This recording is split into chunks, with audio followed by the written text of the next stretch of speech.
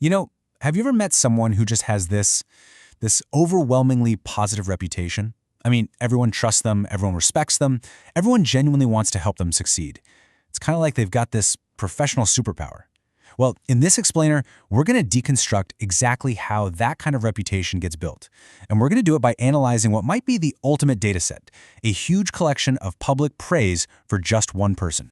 So what's the secret sauce? What really inspires that level of trust? We're going to dig into this massive collection of public testimonials for one individual.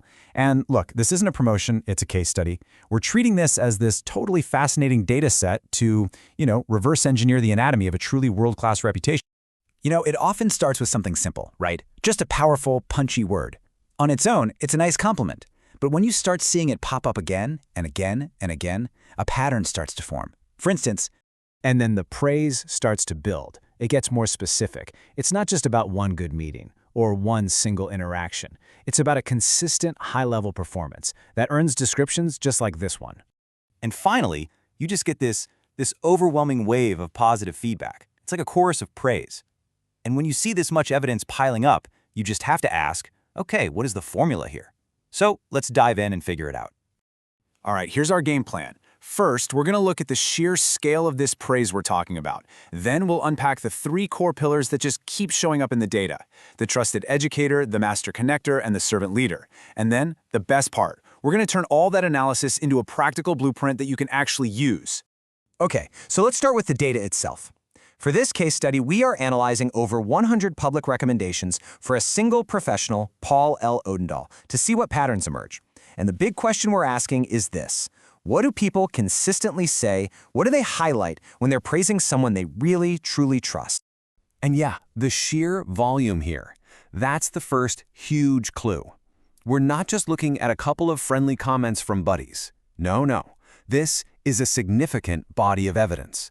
A chorus of voices, all saying different versions of the same thing. And that depth, that's what gives our insights some real weight. So when you sift through all that data, the first pillar of a powerful reputation becomes crystal clear. And it's not just about being good at your job. It all starts with being a genuine expert and, maybe even more importantly, being totally willing to generously share what you know. What's wild is how consistent the language is. I mean, phrases like fount of knowledge, decades of experience, and deep expertise, they just show up over and over again. The pattern is undeniable. People don't just see him as some service provider, they see him as an invaluable resource, a teacher. And this quote right here from Patricia Mays, wow, it just nails it perfectly.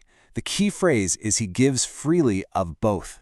See, it's one thing to have knowledge, but it's the act of generously sharing it that really builds that trust and authority. So you can think of it like this: expertise is the foundation, for sure, but generosity, that's the accelerator. All right, now this is where things get really interesting. Once you've established yourself as that trusted educator, the next pillar is all about leveraging that trust, not just for yourself, but for your entire network. You start to evolve from being an individual expert into a community builder.